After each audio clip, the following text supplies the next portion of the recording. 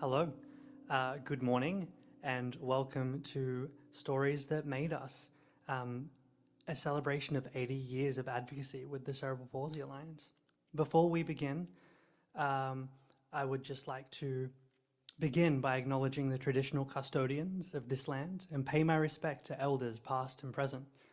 I also acknowledge Aboriginal and Torres Strait Islander people with disability, whose wisdom and leadership continue to guide us. Before we share our own stories today, I'd like to reflect on one that reaches back more than 20,000 years. Out at Lake Mungo in western New South Wales, archaeologists found a set of ancient footprints preserved in clay. Among them was a single trail of right footprints with no left footprint beside them. At first, people didn't know what to make of it, but when First Nations elders were asked, they explained that these were the tracks of a one-legged man on a hunt with his people. Robyne man, scholar and disability advocate Dr. Scott Avery has spoken about this story with deep truth. He tells us, the one-legged man on a hunt with his community, we tell this story now as an emblem for an Indigenous culture of inclusion. This is not a story about limitation. It's a story about belonging, a story of a community that knew every person had a place. Dr. Scott reminds us that people with disability have always been part of the story of this continent, not separate, not left behind, but walking with their people at the very heart of community. As we listen today, let us hold that image, the one-legged man moving with his people, his footprints preserved across time, a reminder that inclusion is not new, it's ancient, and it's who we're meant to be. And with that spirit, we begin.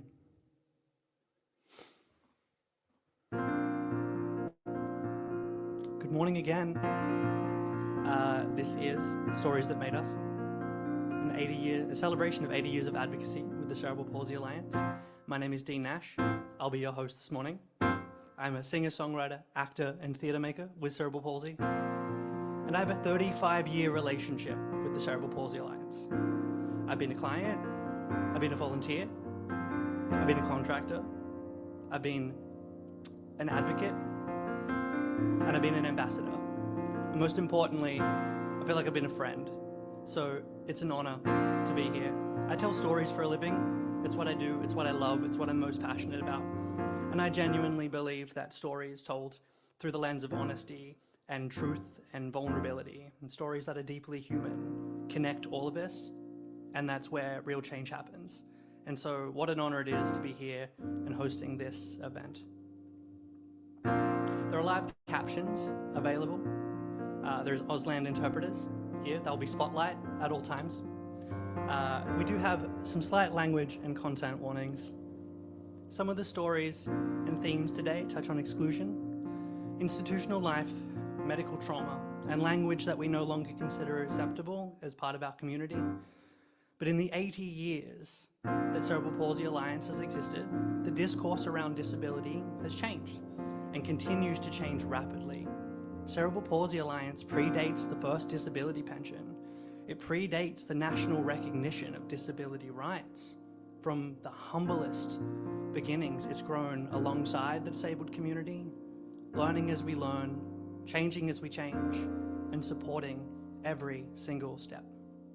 Our youngest advocates are able to fight for disability culture, radical acceptance, and the affirmative model of disability because we stand on the shoulders of those who came before us, who fought for autonomy of their own bodies, basic rights, and standard access. And it's important that we honor those stories and the lens that they're told through. And some of it may be hard to hear, so you can step away if you need to.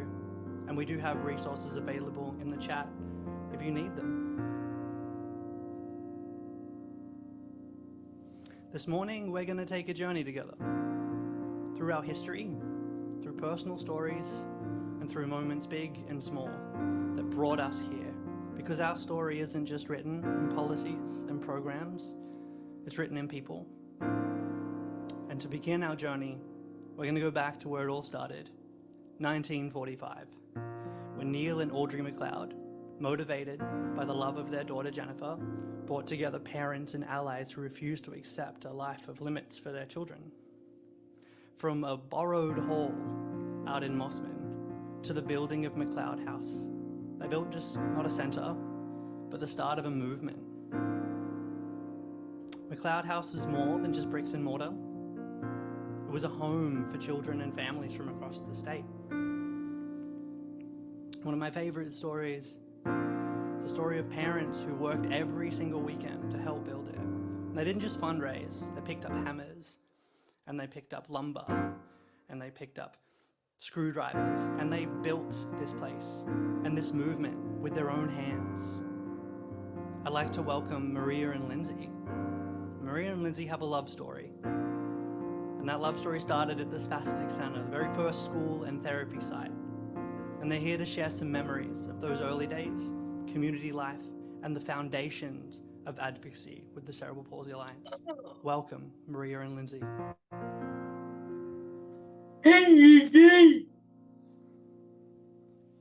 I am so excited to be here. It is wonderful to be part of this event, and I was so happy to be invited by CPActive to speak today. I have been part of Cerebral Palsy Alliance and the Spastic Center since I was a baby and have a lot of great stories to tell about the progress in our advocacy over the years. These few minutes will never be enough, but I hope I can help provide some insights into what it has been like growing up in the 50s, 60s, 70s, and the years since, as a person with CP. As Dean mentioned, my name is Maria. I was born in December 1955. I live in Sydney, and I have been a client of Cerebral Palsy Alliance for 68 years. My husband, Lindsay, is here with me this morning. He is just joining this event from another Zoom window. At the age when most babies begin to show development, I was not. My mother's intuition told her there was something different about me. Knowledge about CP in the 50s was very poor, and it was a very hard journey for my family having to advocate for their baby when they were really unsure about what was happening with their daughter. My mother, like many others have, wanted answers to understand what was happening with her daughter. She took me to see many doctors, trusting that they would be able to help, and received a varied range of diagnosis and advice, none of which satisfied her. One doctor told her I was just a lazy baby and that she should strap my upper body to a chair to teach me to sit up straight. Another doctor told my mother that I was, quote, mentally retarded, and advised her to place me in an institution. It was through a family connection, a colleague of my father, whose daughter was born with cerebral palsy and was like me at the same age, that my family got some answers. This man suggested taking me to the Spastic Center. At the age of 2 I began treatment as an outpatient, and I often wonder what the severity of my disability would be if I was born today and received treatment from birth. Once I was ready for school, I started my education at the Spastic Center School in Mossman. I remember my early years of attending school for half a day and the other half was spent in therapy. If it wasn't for the Spastic Center, I would not have been able to receive an education at all. The parent-founded and run charity gave me my first start at a life of inclusion. It was a wonderful place where we felt totally supported. Being surrounded by other children with cerebral palsy created a sense of belonging and encouragement. We were given so many opportunities. We put on concerts. The girls played basketball after lunch while the boys played soccer. It didn't matter if you were able to walk or not, you still played the game. It felt like we were just like everyone else, but I started to realize that there were very little opportunities for me to meet and enjoy the company of non-disabled friends. If it wasn't for my 2 brothers to play with, I would have been totally alone. I started to feel the sense of segregation between disabled people and the rest of the world. I completed my entire education at the Spastic Center, as the concept of integrated education was still well off the cards. This didn't actually even happen until the 90s. When it came time to finish school and go get a job, the world was still not ready to have people with disabilities join the workforce.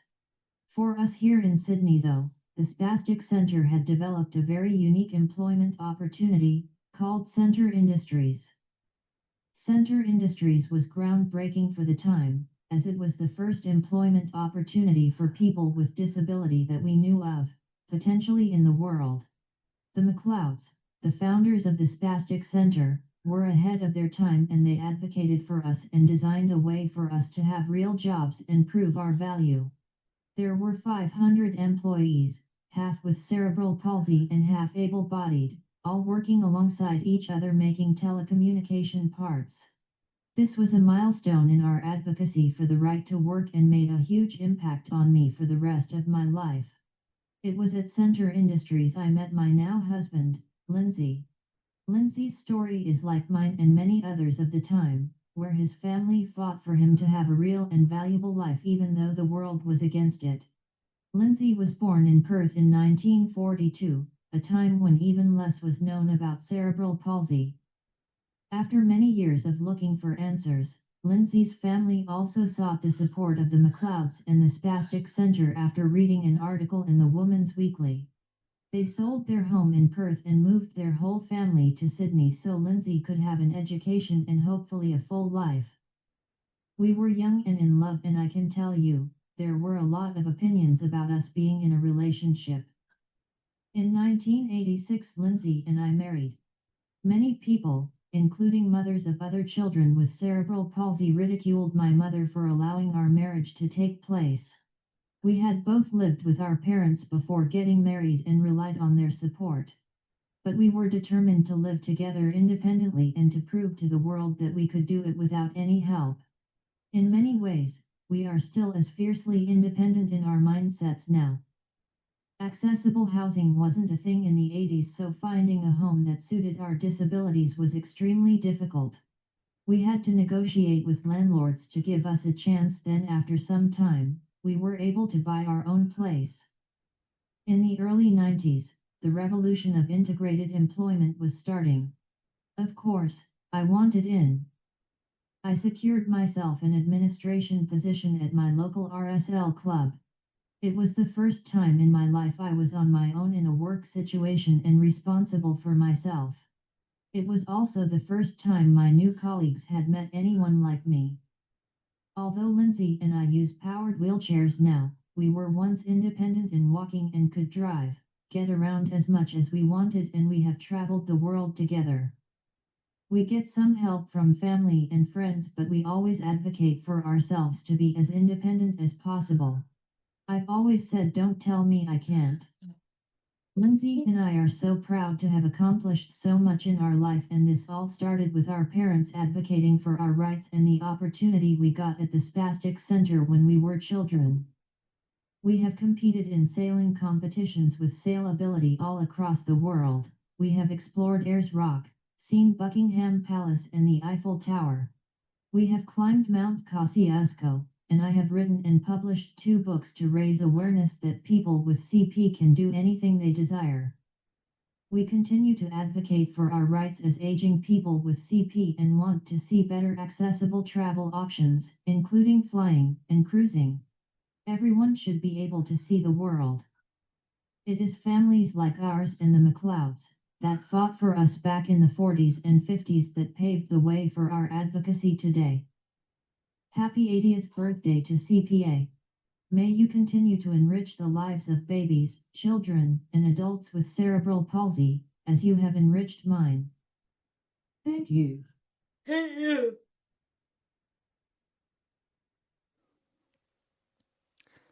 Thank you so much, Maria, for sharing those deeply personal memories of CPA's beginnings. It's as I mentioned in my introduction, the discourse around disability from the wider community has changed so rapidly in such a relatively short amount of time, that sort of hearing these stories, these early advocacy stories about individuals just being so determined to chase what they want, and working hard to get it, really did lay the foundation for the advocacy that we have today. So thank you so much for sharing that. It's like these voices in the beginning push for better therapies, for better opportunities, and eventually for the rights for children with cerebral palsy to attend mainstream schools the rights we now hold as fundamental, but which were hard won through decades of determination. Now, next storyteller holds this entire journey in view, past, present, and future. Oliver Morton Evans brings over 20 years' experience as an entrepreneur in digital media, design, and technology. Today, Oliver serves as operations manager at Remarkable, which is CPA's own technology accelerator, a space where bold ideas are turned into life-changing innovations. But Oliver's story isn't just about technology. It's about connection. From the families who first built McLeod House, to the voices that fought for inclusion in schools, to the innovations now shaping what's possible for the next generation. Please join me in welcoming Oliver as he shares how innovation is shaping the next chapter of our shared story. Thank you, Dean. So my story, my connection to CPA has really been throughout my entire life. I'm 46 years old now, so throughout my entire life, CPA has been involved in it in some way. Really, my journey started with CPA, being a student at Lambie Spastic Centre from 1983 to 1985.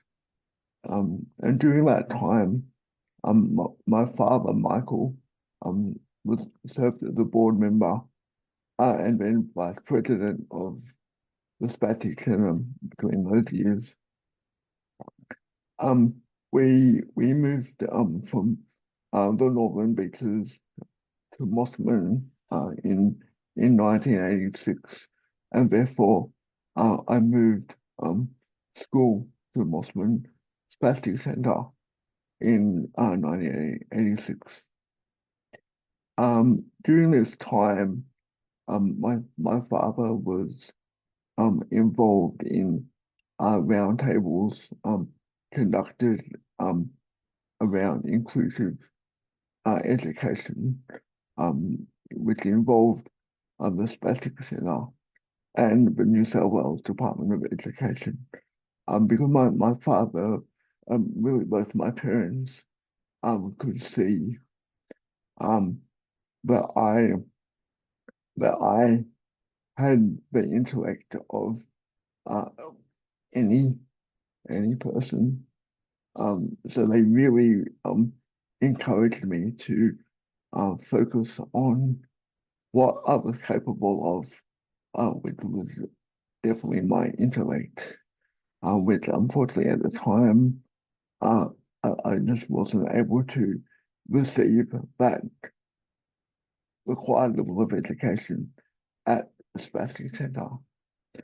So my parents really pushed the Department of Education to accept me into the local mainstream school in 1988.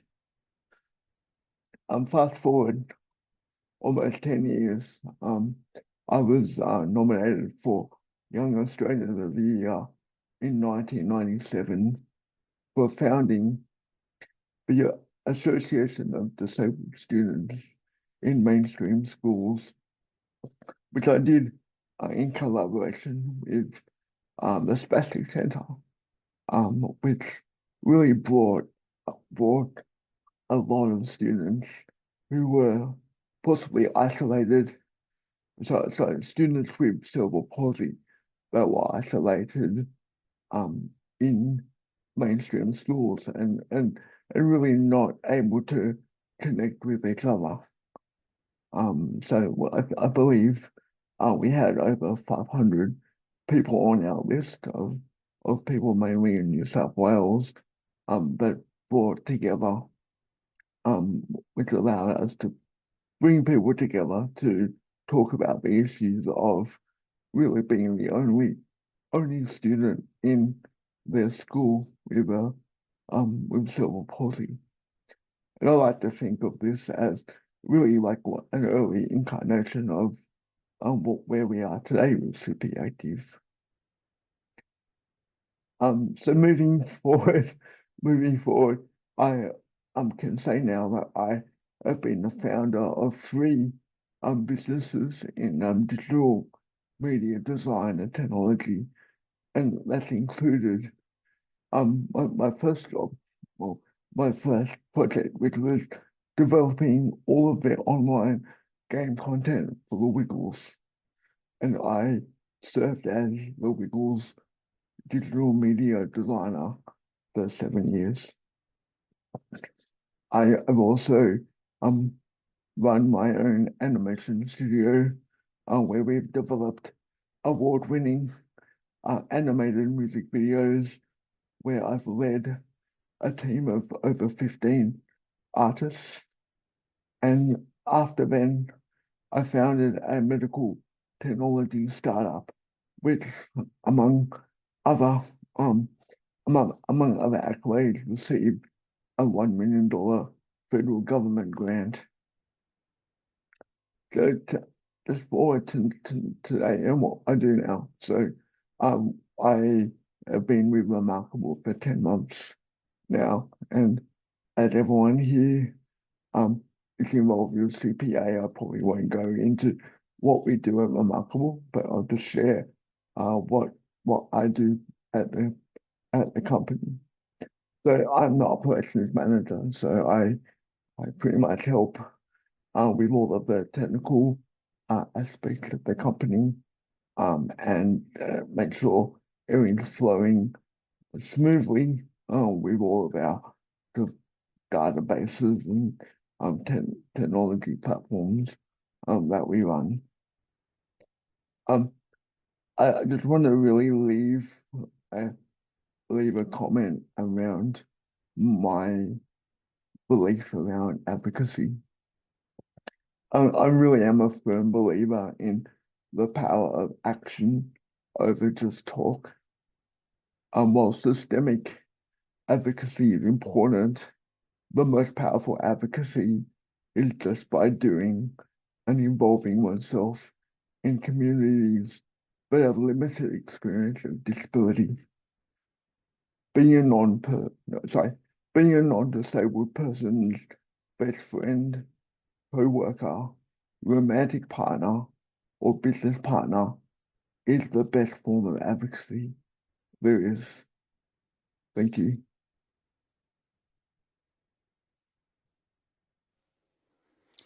Thank you so much, Oliver. I really appreciate that. That was wonderful. And I can't help but think there's such a tie between your story and Maria's in this this like sense of being the lone disabled person in a community being a really difficult thing, and that when we're able to kind of band together, we're kind of stronger as a unit. And it's like once you have enough people with lived experience of disability together and kind of creating together in the same space together, it's amazing how many of those barriers seem to just disappear, and being able to participate becomes a significantly easier thing. I have quite a similar story in that sense, in being the lone disabled person in a mainstream school. So I get it completely, and I love that concept of like the best form of advocacy, and the best thing that you can do is simply to participate in communities. To paraphrase a Stella Young quote, right? Like it's simply existing boldly in a disabled body is in and of itself an act of protest. And that is innovation at its finest. And so not all innovation, how's this for a segue? Not all innovation is found in technology. Sometimes the most powerful breakthroughs are cultural, shifts in how we see ourselves, our communities, and our future. And disability pride is one of those new frontiers of disability advocacy. It's a reimagining of disability, not as something to be fixed or hidden, but as a source of strength, identity, and collective power, the affirmative model of disability. And our next storyteller lives at the heart of this movement. So I'd like to welcome Finn O'Keefe, who works in the community development using his own lived experience of cerebral palsy to shape advocacy and research He's a passionate voice for LGBTQ+ inclusion and disability pride, and a co-investigator on an exciting University of Melbourne study exploring cycling and disability, a journey sparked when Finn first learnt how to ride a modified e-bike, a bike that I've seen a few times. It's wonderful. He also serves as Cerebral Palsy Australia's national advocacy panel, helping to guide My CP Guide, Australia's first national online resource for people with cerebral palsy and their families. This morning, Finn invites us to consider what it means to innovate in a different way, to build not only new technology, but new cultures of pride, visibility, and belonging. Please join me in welcoming Finn O'Keefe.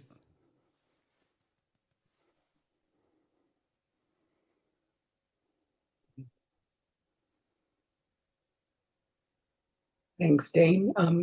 Am I on? Yes, sorry, my screen completely disappeared. How's renovation? I just want to say thanks so much to Maria and Oliver as well for your stories. I'm actually feeling quite emotional just from listening to all that, so I'm going to try to keep it together. And thank you so much to CPActive and CPA for inviting me to be here. So I just want to give some personal reflections about growing up in my time as a member of Generation X, and the importance of connection, community connection and disability pride. So I was born in 1974 with spastic diplegia cerebral palsy, which mainly affects my legs and the way I walk. Growing up in the 70s, 80s and 90s, I wasn't really encouraged to talk about my disability all that much. It didn't really get raised outside of home life or clinical settings. Like most of us, I had physiotherapy and orthopedic surgeries right throughout childhood, which made a massive difference to my appearance and my ability to walk. Botox injections for tight muscles wasn't really a treatment option in those days at all. It's not something I've actually ever tried, even though it's very common now. When I was 15, I was old enough to be asked to consent to my next operation, and to my doctor's surprise, I said no. I didn't want any more surgeries or time away from friends. More than that, I actually vividly remember thinking I was happy with the way I was. I didn't have a name for it, but I think that was probably my first experience of disability pride. I got teased mercilessly in high school, as I'm sure many of us in schools still do. I remember teachers in the late 80s telling me to suck it up when I told them I'd been bullied, facing the double whammy of having CP and being called out for being gay. But don't worry, the tables were turned on my high school bullies. Straight after high school, I met an amazing man, and I'm still with him to this day. We got married 6 years ago when it became legal in New South Wales, and my husband is one of the most incredibly supportive people I know. He puts up with a lot. After I left school and the paediatric healthcare system, I realised it was a desert as far as physical medicine and CP were concerned. There were few specialised services for adults, and no guidebooks on what to do or expect. As I started to get older, among a variety of mounting symptoms, I put up with nagging foot pain right throughout my 20s, until one day I couldn't take any weight on it at all. It took 6 months of podiatry to sort it out, and now I see a podiatrist every 4 weeks to keep it in check. I often wish someone had sat me down in my early 20s and actually explained to me what kind of services and things might help. Now that I'm older, I've got involved in health advocacy. So in my spare time, I work on steering groups and projects, creating resources for adults with CP. Health information for adults is something that I think is sorely lacking, just like research into CP and ageing. There's never been a clear path or good information on this. It's starting to change slowly, but it desperately needs to change more. In the last 5 years, with amazing support from Cerebral Palsy Alliance, I was able to engage with the NDIS. And for the first time in decades, I'm back in the rhythm of weekly physio and other services. Dealing with the NDIS is never easy, but it's absolutely transformed my life. In many ways, I'd say I'm in the best health today than I've ever been, because I can access a level of care that I just couldn't afford otherwise, even though I work full time. As Dean mentioned, it's also given me the chance to try some new things, like learning to ride a bike for the first time at the ripe old age of 46. And that developed into a side career where I'm now working on research into cycling and disability, which is just amazing. Peer support is the other thing that's incredibly important. So it might surprise some people to hear that I'd never met another adult with CP until the last 10 years. Through an interstate pilot program for adults with CP in Victoria, because I couldn't find one where I lived, I was adopted as an honorary Victorian, and I was able to connect with my peers for the first time. Having people to talk to and share strategies about CP, it's been life-changing. I'm now part of a strong network of friends with CP, and it's something I really wish I'd had much earlier. I've also discovered the disability pride movement, something that I'm very passionate about. I recently joined Sydney Disability Pride, who really have led the establishment of the movement here in Australia over the last few years. And in my day job, I work for Inner West Council, who in 2022 became the first government organisation in Australia to raise the Disability Pride flag. In December, I'm putting together a 100% free disability-led arts festival with Inner West, showcasing disability culture and disability pride. I'll pop the link in the chat, and I encourage everyone in New South Wales to come along who wants to. After a lifetime of being encouraged not to talk about my disability, I really think disability pride and the support of peers is the medicine that I needed. And that's why I think events like today are so critical. They give us the space to connect, to share stories, and to raise awareness about things that need to change, not only for the next generation, but for all of us who are already here. Thanks very much.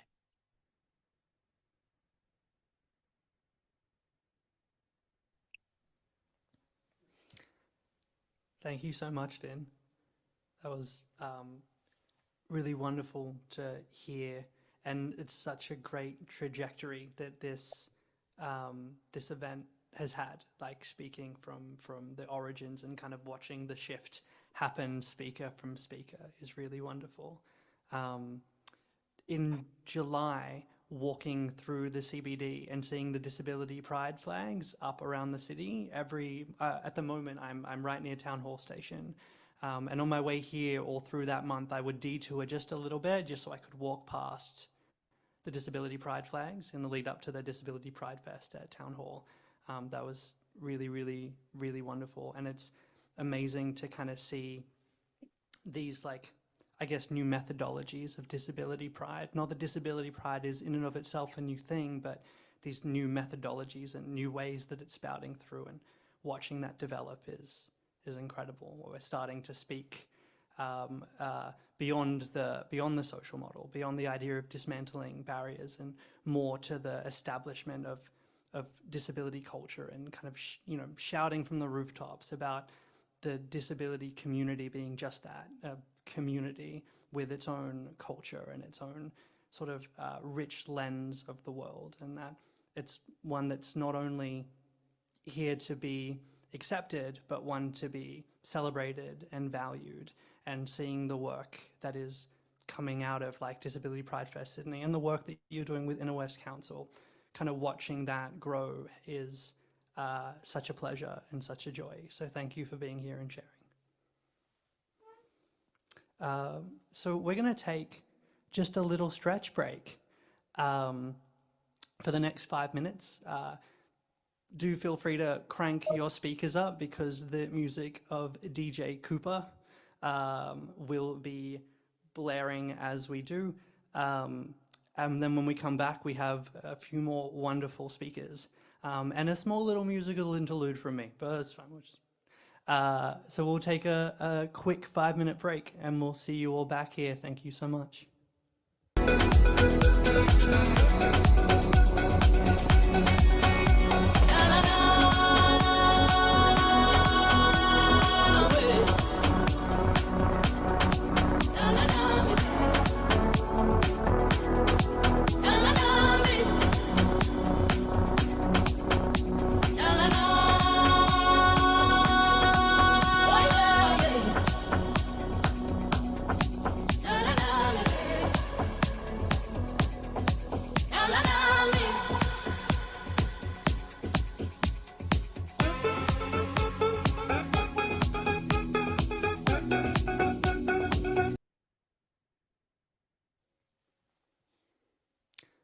Welcome back, everyone. Hope we're all feeling refreshed and recharged. How awesome is DJ Cooper? That First video was a set from DJ Cooper's set at Ability Fest, which was amazing.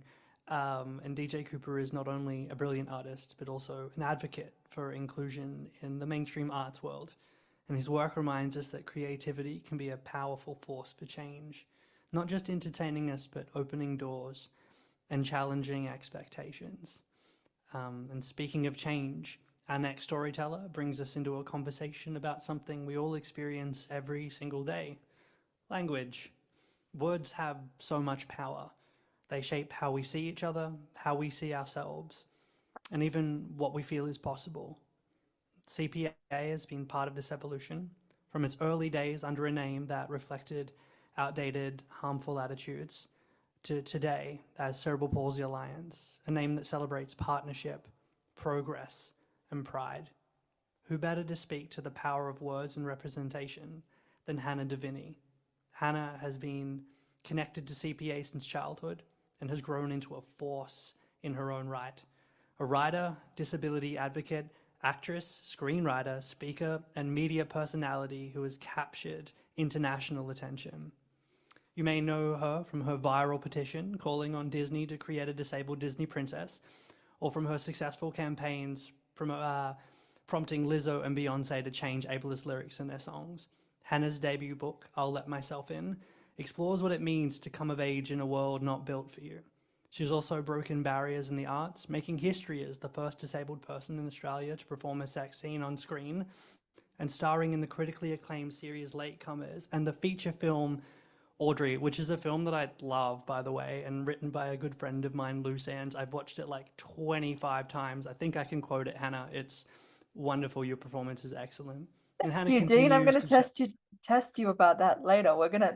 That's such a wonderful intro. Hi, everybody. It's so nice to be here. It's so wonderful. I can't believe that Cerebral Palsy Alliance is turning 80. As Dean said, I've been receiving services through Cerebral Palsy Alliance and been part of the kind of family that we all are for a long time now. I'm 26 and I started receiving services when I was 12 weeks old. So you guys have known me almost as long as I've known me, I guess. I think for me, something that really stands out, which Dean touched on, was obviously the name change that we went through in 2011.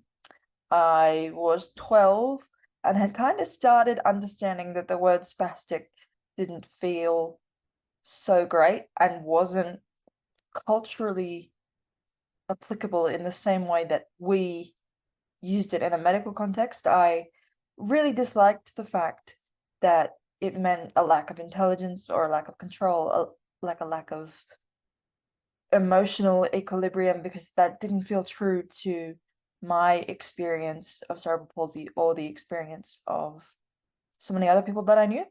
So I'm really glad the name changed.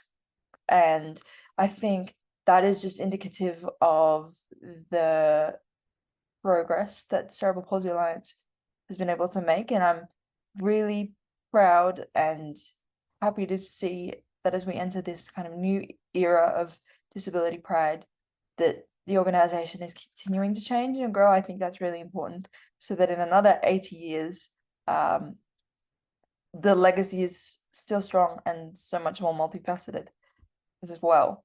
I mean, imagine where disability pride and progress could be 80 years from now. It's pretty cool to think about. So as Dean said, most of you will probably know who I am, I guess, in relation to the way I've created or accidentally created global conversation around language. And I guess that stems from the realization at a very young age that I wanted to be a writer, that words were my power. My mum always taught me as a kid that the pen was mightier than the sword. I never really understood what she meant until recently. And now I think I've proven that time over again. But for me, as someone with spastic diplegic cerebral palsy, but whose arms are pretty well affected as well, I use words as a way of finding my worth and my place in the world. It's difficult to quantify for people what it feels like to grow up in a world not built for you. Obviously, lots of people on this call already know what that feels like, so I'm speaking among friends here. But I think it's so interesting, and I was thinking about this too in relation to what Finn was saying about the lack of visibility of disabled adults, and the fact that pretty much the only kind of interaction I also had with disabled adults or with disabled children throughout most of my like adolescence was in therapy settings, or like conductive education, or different celebrations Cerebral Palsy Alliance were having. I distinctly remember meeting my first kind of disabled adult out in the wild, if you will, and being really amazed because while she didn't have cerebral palsy, she was able to drive a car and was a wheelchair user, and kind of had this set up so that her wheelchair folded on top of the roof of the car, which I thought was the coolest thing in the world. And that was like the first time that I'd seen someone with a disability just going out and doing something as simple as getting their groceries, which is obviously something that able-bodied people take for granted, but we in the disabled community don't. And a lot of the time these days when I talk about representation, I feel very compelled to clarify that it's not just about on-screen stuff, even though that's really important. It's about the representation and the power that people are given in everyday life. I want disabled people to be visible and to be part of every facet of life that an able-bodied person is able to experience. And I'm really proud that hopefully my work is going some way to achieving that. And even though I'm not entirely sure what the future holds in terms of like, I don't really have any super exciting projects to tell you about right now. I wish I did. I am very grateful and very just aware, I guess, because I also grew up as something of a poster child among the Cerebral Palsy Alliance. I think there are literally floor to ceiling length posters of my childhood face. Some people in the chat will probably know the exact poster I'm describing. I think it's of me in a pink dress when I was like 7 or 8. And I was often, pardon the pun, like wheeled out as something of a, yeah, like I said, poster child for Cerebral Palsy Alliance, in terms of I was a cute, articulate, disabled kid who could pull on the heartstrings in an effective way, particularly from a fundraising point of view. And that's a really interesting baseline to have grown up with, because it means that the skills that I have now, particularly in terms of like speaking like this or being in front of the camera or things that I do that way, are kind of like all because I have the skills. Okay, it's just that the Auslan interpreter changed. That's all. I was freaking out for a sec because my screen froze, but it's all good.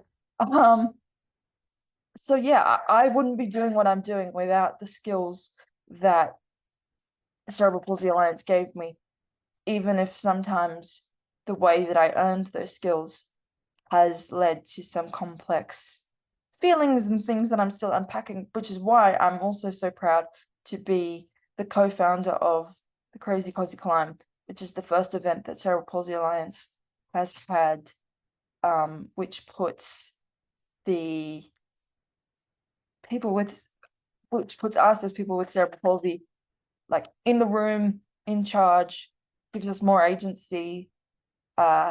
We can dictate our own stories. No one's doing anything for us. We are obviously still need support to climb a mountain. That's never going to change. But it's not about able-bodied people feeling good necessarily, which can sometimes be how other more traditional fundraising events come across. But I'm really, really glad that we're getting to a place of disability pride. And I also want to say, like, my own relationship with disability pride is complicated. Some days I have it, some days I don't. I think that will always be the case. And like I said, the lack of visibility that I had as a kid, I don't need to tell anyone here the kind of holes it leaves in a person. But I'm really happy and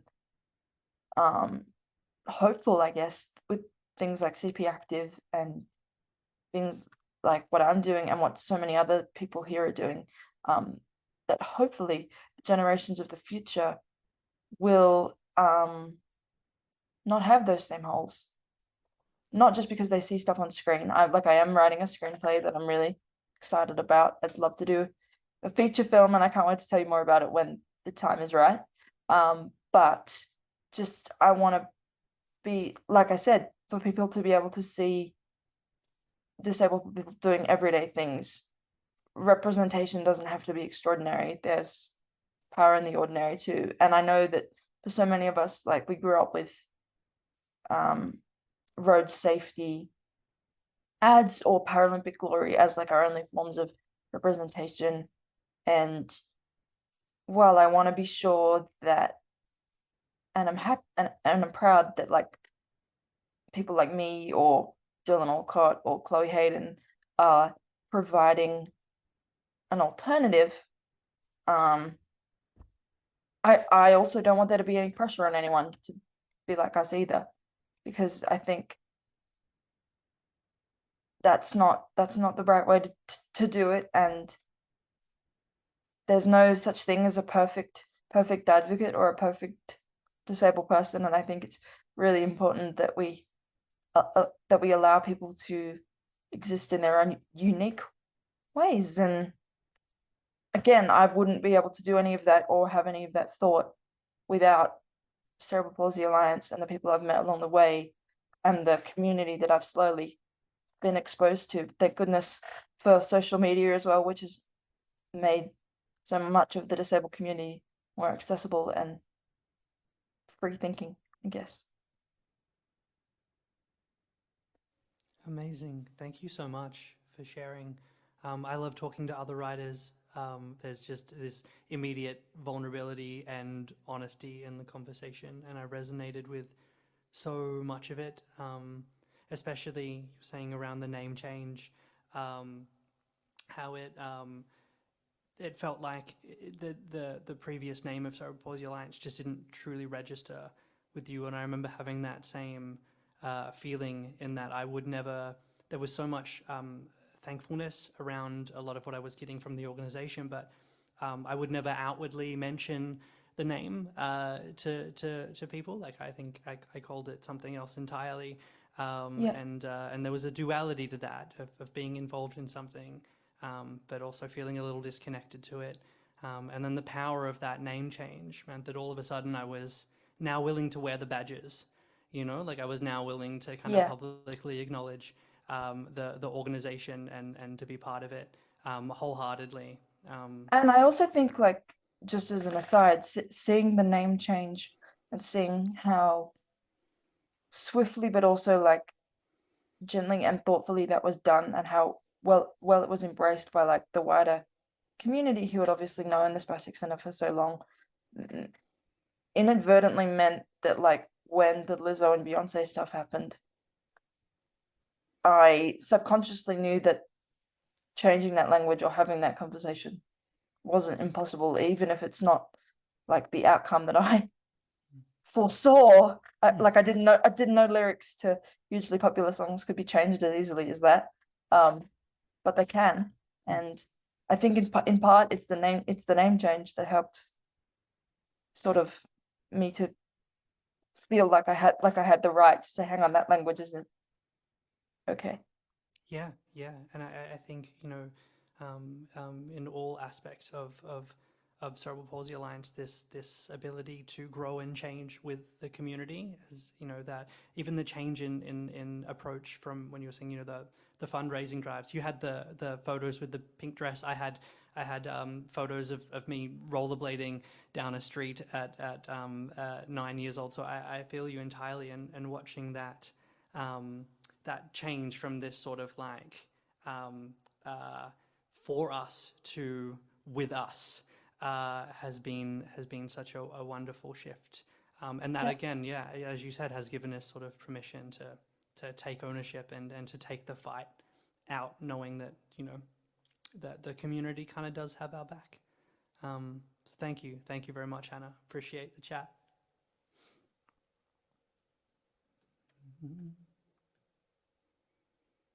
I would like to introduce two wonderful speakers, two people whose lives incarnate what it means to carry that power forward, not just through vision, but through the long, steady work of advocacy, disruption, and care. It is my honor to introduce Andrew Buchan and Robyne Burridge. I'm so sorry if I mispronounced a name. Andrew has been a prominent voice in the disability sector for decades, serving as chair of Disability Council of New South Wales, and now as chair of the CPA board. An accomplished corporate leader, he brings more than 40 years experience in broadcasting and media, including as general manager of local radio at the ABC. His connection to Cerebral Palsy Alliance is both professional and deeply personal. Robyne has been at the heart of advocacy for more than 4 decades. She moved to the Northern Territory in 1980 to coordinate the International Year of People with Disability, and never left. Still living there today, still advocating for greater equality, accessibility, and quality of life. She is a founding member of the Integrated Disability Action, served 20 years as an alderman with Darwin City Council, including a year as Deputy Lord Mayor, and establishing Focus Ability to provide advocacy and support for people with disability. Robyne's lived experience of cerebral palsy and her expertise in advocacy have seen her mentor many leaders in the sector, and her contributions were recognised in 2020 when she was awarded the Order of Australia Medal. Together, they'll reflect on what it truly means to advocate, on the costs and rewards of challenging the status quo, and how Cerebral Palsy Alliance has changed in its lifetime, and how we all might be a part of shaping what comes next. Please join me in a very warm and enthusiastic welcome for Andrew and Robyne. Well, you're very kind indeed, Dean. I have a bone to pick with you. You emphasised we've been involved for decades. When you're our age, we like to pretend that we're still teenagers. And I was terrified when Finn was talking and he used the term at the ripe old age of 46. I mean, my God, if Robyne and I were 46 again, we would be thrilled. So I think that's a real disability, Finn, to actually label us in that way. I just think the richness of this discussion in under an hour has been quite amazing as we celebrate our 80th anniversary. And I think in terms of CPA, I've always been a great advocate of CPActive. I think the initiative of our CEO, Rob White, to introduce this along with our head of global, Bronwyn Burridge, and the introverted Tegan Butchers, it just indicates how lucky we are in an organization to have such vision to be able to get people of all ages involved, and particularly the young, who are obviously the advocates. And while we celebrate our 80th anniversary, I think it's important that we look back at the past and we pay tribute to the clouds, of course. But I think it's also important that we look forward to what we were able to achieve in the next 80 years. Some of us may not be here. Others of us would like to be here, but no doubt will be looking down. But I think it's fascinating when you look at that sort of growth that we've had. I mean, CPA, 80 years old. Our research foundation, led by Professor Nadia Badawi, is 20 years old this year. And in the last 20 years, we've seen a 40% reduction in cerebral palsy in this country, one of the lowest around the world. Remarkable that we heard, of course, Oliver talking about celebrates its 10th anniversary. And with the leadership of Pete Horsley, I think we can look at an organization now with over 3,000 staff, 500 clients, over 100 group homes, an operation in New York. We have the CP register in over 80 countries around the world. You know, we've got a lot to be proud of and the growth that can happen. I mean, I think my main thing is the change in attitude, and probably Robyne and I would agree with this, being of similar age. Although I have to tell you in confidence, she's hard of hearing, but I'm much younger than Robyne is. Um, but I think it's important to say that when we were kids, it was a very different scenario. You did stand out in the 50s very much. I mean, I had polio when I was about 2 days old. And when you say this in front of medicos, they say, "Oh, you mean you were 2 years old?" And I say, "No, no, I was 2 years old." And I had calipers or braces or splints made by this organization when I was about 2 years old, approximately. So we have seen a great deal of change. My background was in broadcasting, and I was the first broadcaster in the ABC to have a disability and to be on air. And in radio, that didn't make so much difference, but in television, it certainly did. And I just give you two stories. One is that if I was reading news, say 5 nights a week out of Brisbane, and then I would go to a small country town to open a show or to do whatever, as soon as I walked into a community hall, you could see the look of absolute shock from the audience as though they hadn't realized. And some would actually say, "Oh, I didn't realize you were disabled," as though I should start the evening news and say, "Good evening, Andrew Buchanan with tonight's national news. By the way, I'm disabled." You know, I mean, people's attitudes are quite amazing. And I remember one of the first stories that I was asked to do. I went from Rockhampton to Mackay to record an interview for a current affairs program. And the producer said, "Would you please walk with the talent up this circular driveway? We'll be shooting from behind, and you interview him as you go up." So I did. And when it came back and we edited the program, one of the junior producers said, "Look, we can't really show that because that might offend viewers seeing Andrew walk." So that was a delicate moment, which then had to go to head office. And a very brave program director wrote back and said, "If we employ this guy on air as a broadcaster, then if some viewers are offended, that's their problem." So I was very grateful to him. But attitudes are different, very much so. I remember when we had our first child, a family acquaintance, admittedly after she'd had several strong whiskies, said to my wife, knowing we were married, as our first daughter was crawling on the ground, "Is that your child?" And Kate said, "Yes." And she said, "Did you have it the normal way?" And Kate said to me, "How do you think I should have responded?" And I said, "I suggest you should have said, 'We hired a Lend-Lease crane for the weekend.'" So I think attitudes have changed. We're much more frank, we're much more direct. And I think the way in which Finn discussed his personal journey and his husband, when all of that went through, has been a huge breakthrough. And I feel so proud that various of us have been on this journey together, and we can look back with great pride and say, well, we made a contribution. And let's hope that the next Finns of this world will have the same bravery as Maria has had, and we can see that dramatic change.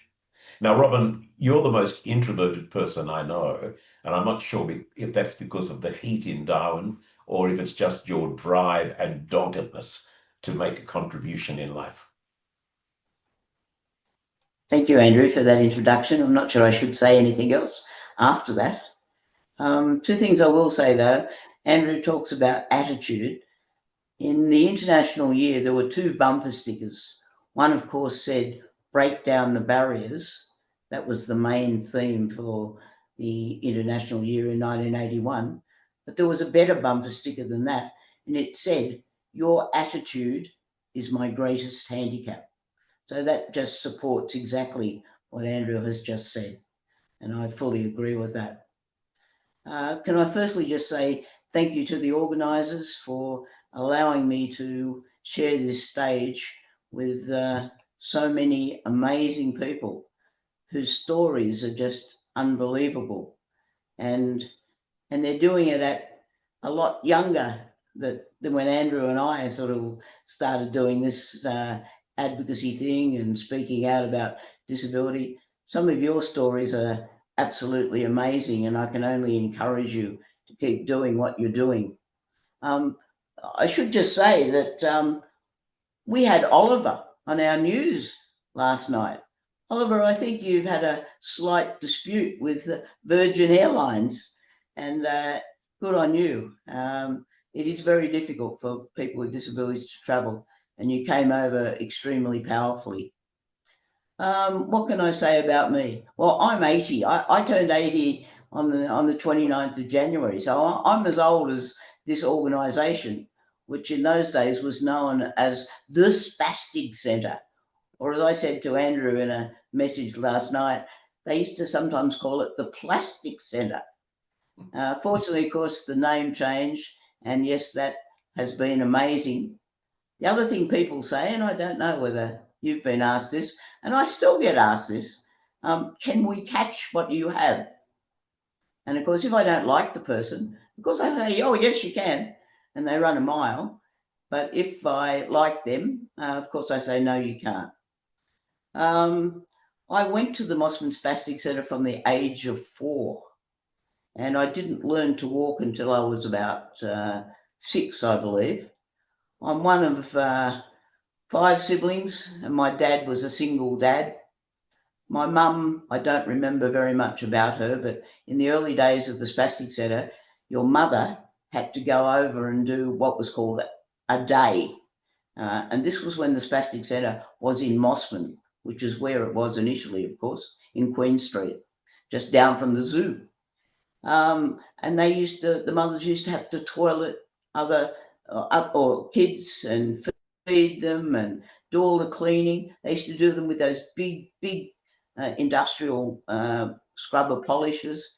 So it was very difficult for them.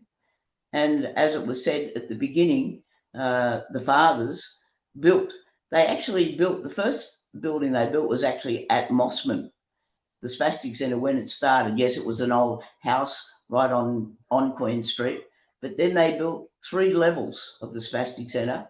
And it's funny, isn't it? We talk about access, and here we have 3 levels of an organisation. And the main way you got to it, you got driven down in the bus. So they went from Queen Street down a ramp onto the first level, then down another ramp, that was the middle level, and then down almost into the dungeon. But that was where they were before they moved out to Allambie Heights. So that's where I did all of my schooling. I left Mossman Spastic Centre when I was 12. I was one of the first people to go to a regular high school. I went to Burwood Girls High School. And of course, no access in that school whatsoever. We used to change class every 40 minutes, and it was upstairs, downstairs, no rails, no nothing.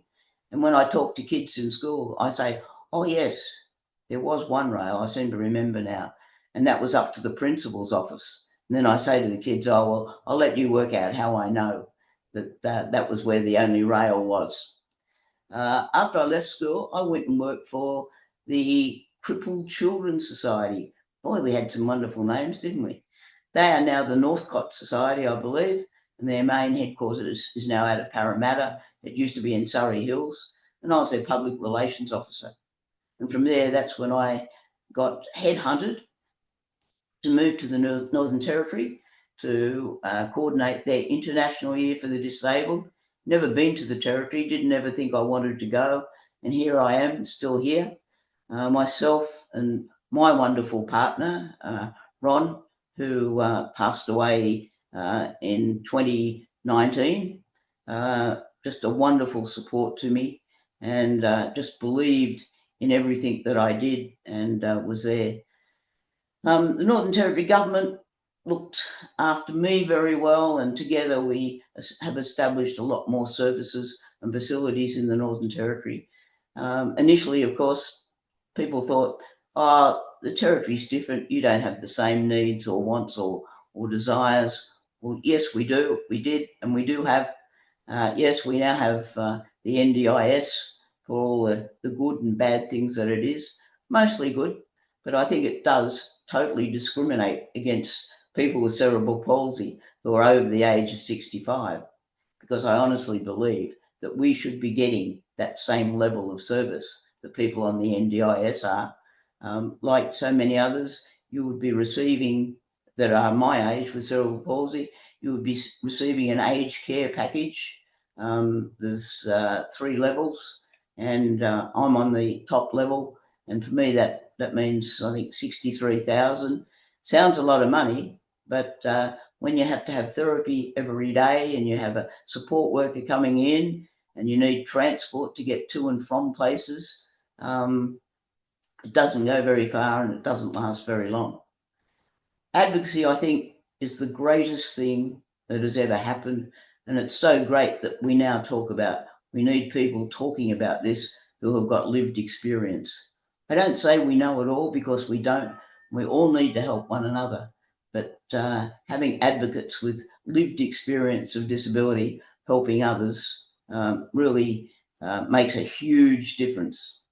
I'll finish just with a quick story, just to show you how people don't really understand about disability. This was a client that I was advocating on behalf of. A 14-year-old boy has Tourette's and also absolutely bizarre behaviour problems. His mother had applied on 3 occasions for an NDIS package and she'd been refused. Somebody said, oh, you should talk to Robyne. And she said, oh, no, I can't be bothered anymore. You know, they're not going to give me any money. And anyway, someone eventually convinced her to at least contact me. Well, I actually contacted someone. I picked up a phone, and that's the problem. These people that are doing the assessments of applications, they're not visible and we're not visible to them. So I picked up a phone and I first of all said to the person I was talking to, what are your qualifications? Well, the first lady hung up. So the next person I got onto, she didn't have too many qualifications either. And then I looked at this application and I've said, you've refused this application because you say that Tourette's is not permanent and it's also not neurological. Well, how we wish. It's exactly both those things. Needless to say, this is a few years ago now, this young man's application was approved, and I have just heard that he has started university in Queensland to become a motor mechanic. So from going to having such bizarre behaviour and lots of flicking of head, here he is. He's going to make a real contribution to Australia, and he's also going to represent people with disabilities in a very positive way. And that's what we have to do. We have to get out there. We have to be seen, as you all are. You're doing far more than I ever did sort of at your age. So I congratulate you. I support advocacy 100%. And I thank you again for the opportunity to be here today. Thank you.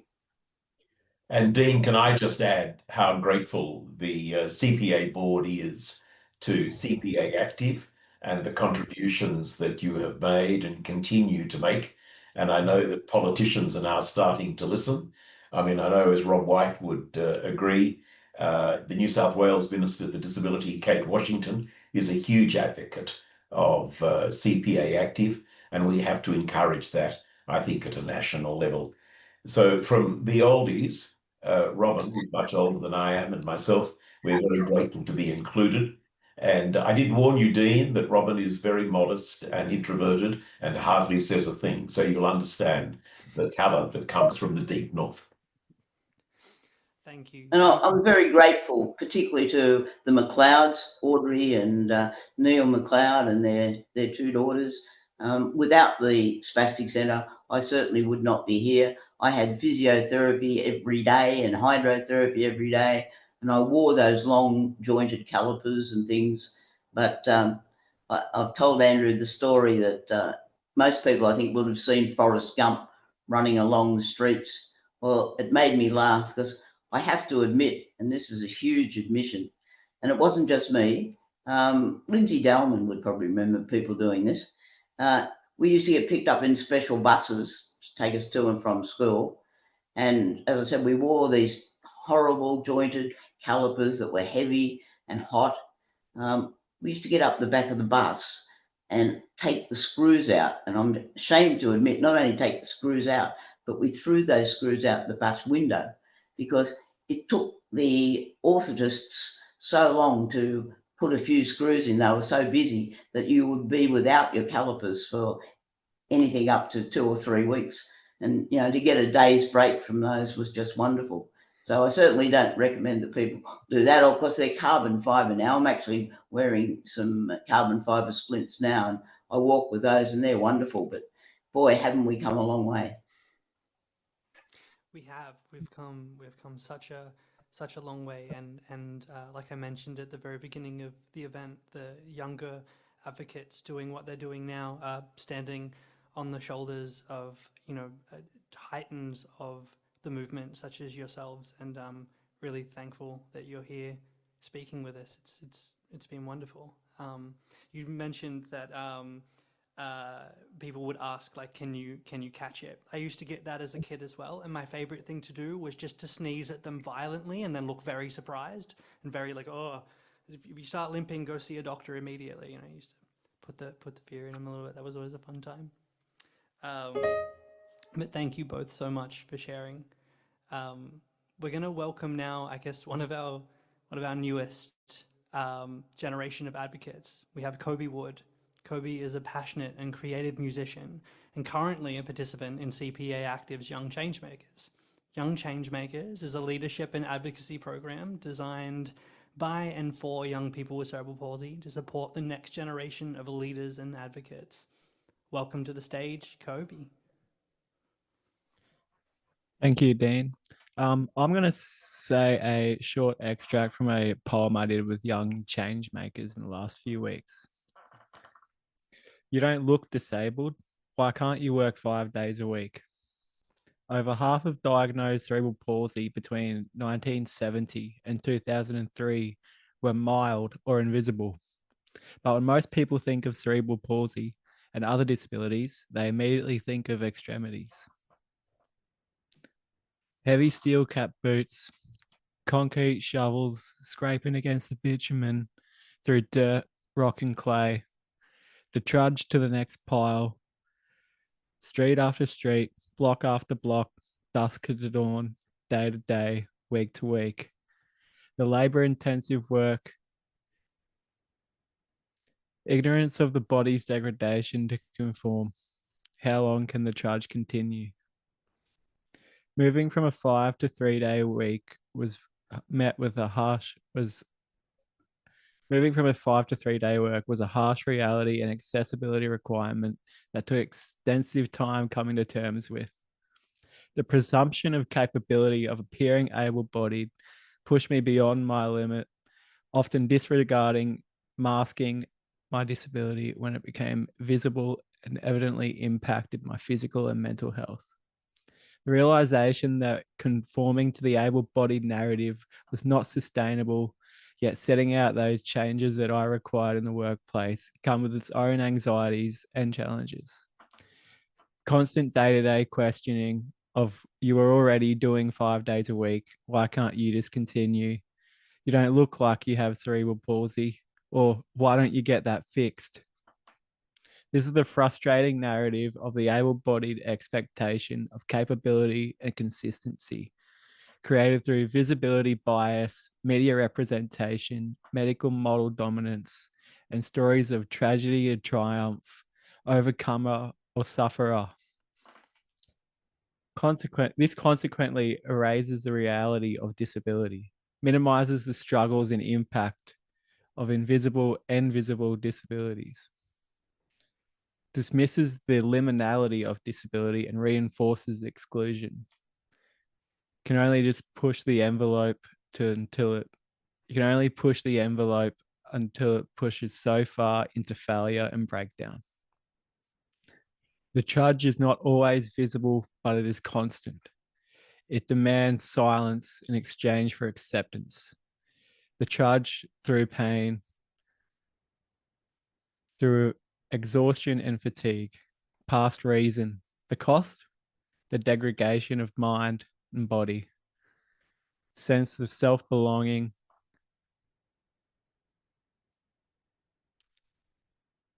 a sense of self and self-belonging and belonging, we disappear into the body of expectation and consistency and flawlessness that is not reasonable. Setting the boundaries of this isn't weakness or lack of ambition, but sustainability, survival. It's reclaiming autonomy in a world that values what it can only measure, label, or see. Thank you.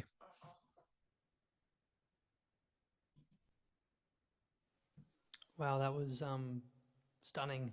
That was really, really great.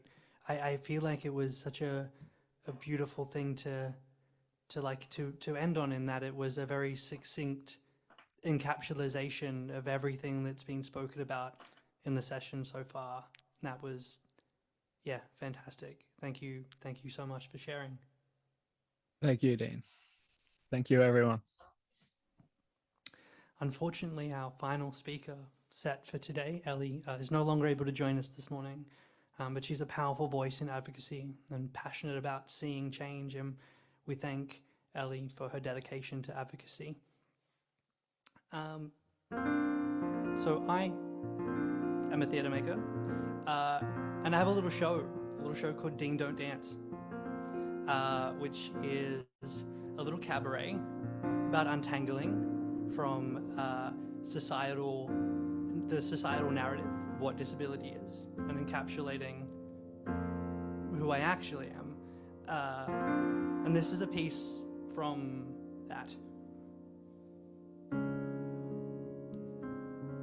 At the ripe old age of 35, sorry, Andrew.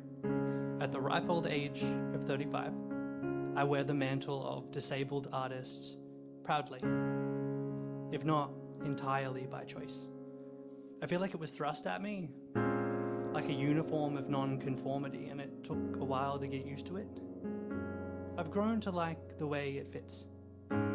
It's marked with things that some people see as stains, but I think the scuffs and tears add character. It's not something I would have picked off the rack for myself, but I see the value in it. That is, I see the value in seeing more people wearing it, scuffs and stains and all. That it'd be nice to take it off sometimes.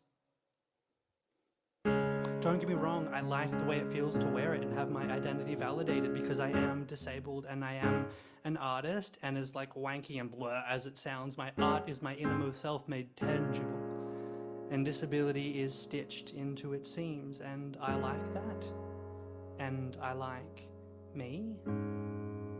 It'd be nice to take it off sometimes. Separate the two, just be an artist, hell, a human, and not be subject to preconceived notions of who I am, what boxes I tick, and what kind of art I'm allowed to make. But I can't because I never saw anyone proudly wearing that uniform when I was growing up, and so I genuinely didn't believe it was meant to be worn outside of the house. And so for the first decade of my artistic practice, I'd walk into every single audition room like, gotta hide it. Put your hand in your pocket, don't draw attention. Don't limp when you walk, pay attention, move with intention. 'Cause once they see you as the disabled guy, doesn't matter the job you have, doesn't matter the money you make, doesn't matter how fancy your clothes are, and they can be pretty fancy, you're still just the disabled guy. And I know not who I pretend to be, but I don't want to be who they tell me I'll be unbeatable, formidable.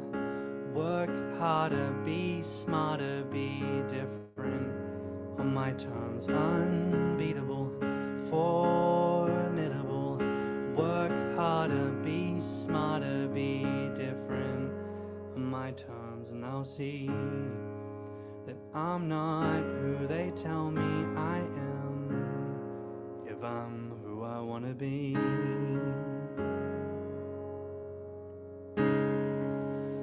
And I know what you're gonna say. The people who love you will love you anyway. But what do you want me to do? Take off the mask and put on the other mask, because I'm not who I pretend to be, but I don't want to be who they tell me I am. So I'll be unbeatable, formidable. Work harder, be smarter, be different on my terms. Unbeatable, formidable. Work harder, be smarter, be different on my terms, and you'll see that I'm not who they tell me I am if I'm who I want to be.